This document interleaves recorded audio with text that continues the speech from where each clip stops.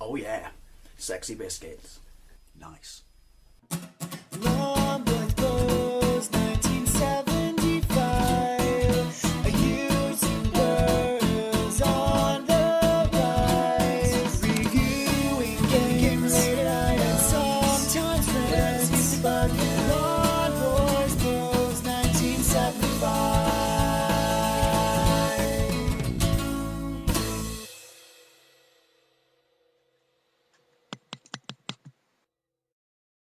Hey YouTube, Lawn Boys Post 1975, and welcome to the Wednesday vlog.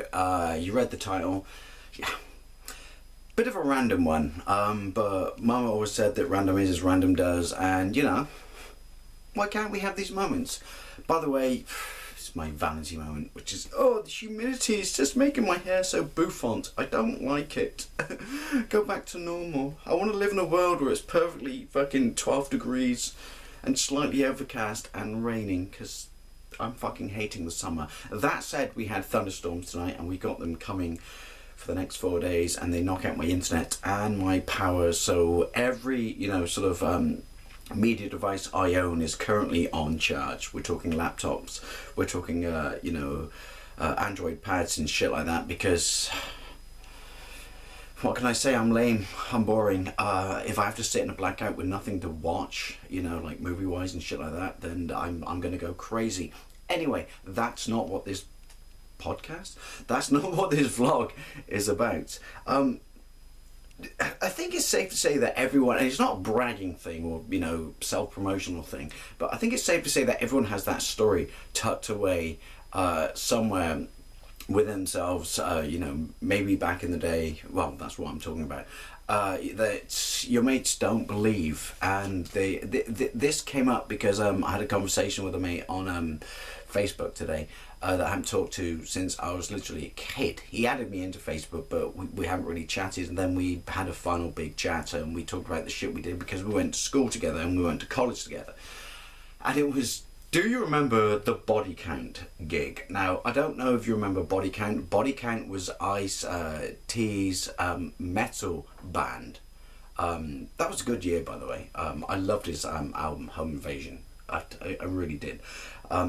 But no, he had a metal band called Body Count. I think their most infamous story is the fact that, and if you own this, you can sell this and retire.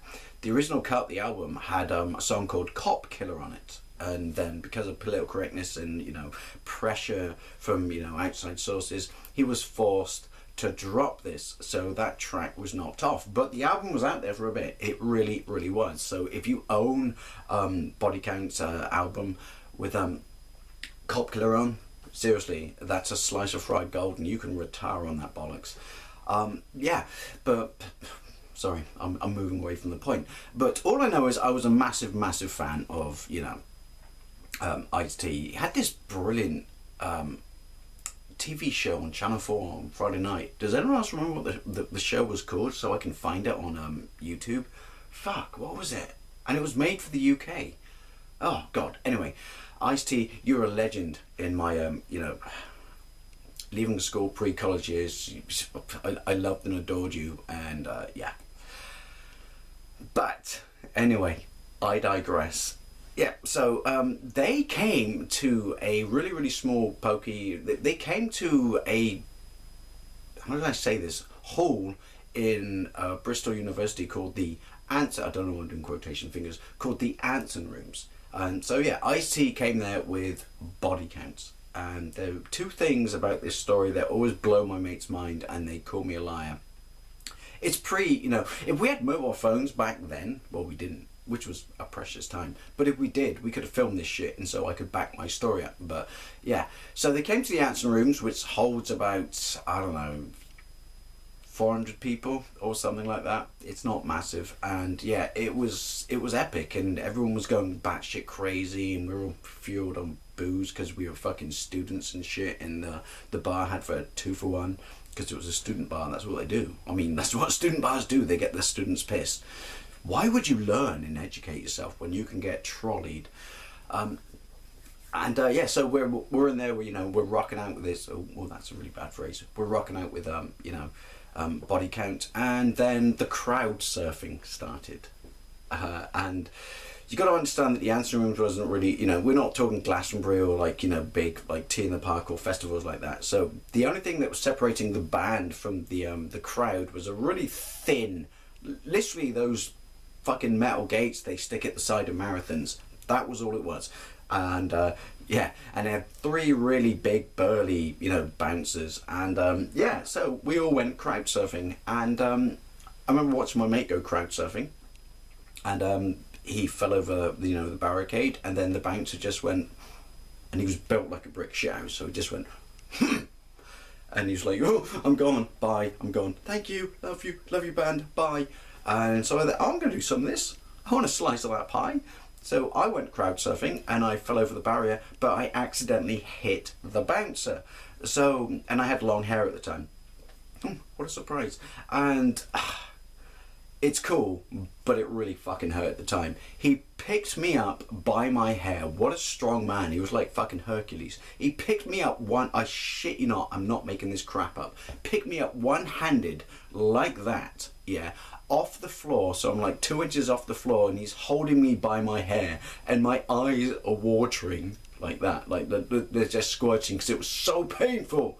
I can't believe none of it came out. And then he just dropped me like this. He just went, poof. And then went, like, no worries, mate, no worries, mate. And I ran out. And yeah. And I went back to the audience, and my mate just went, did you just get picked up by your hair? Dude, I could see air beneath your feet. I went, wasn't wearing a suit. But, you know, yes, I was. Yes, I was. I was a legend for a week at college that day. And the other funny thing is the drummer, he took one of his sticks and he flicked it into the audience at the end of the gig. And everyone was like going batshit crazy, like, oh, fuck, gotta find this, gotta put it on eBay and sell it, even though eBay doesn't exist right now. But if it did, I would. I wouldn't. And no one could find it. And then the lights went up, the band left, the auditorium people started coming out and clearing up shit.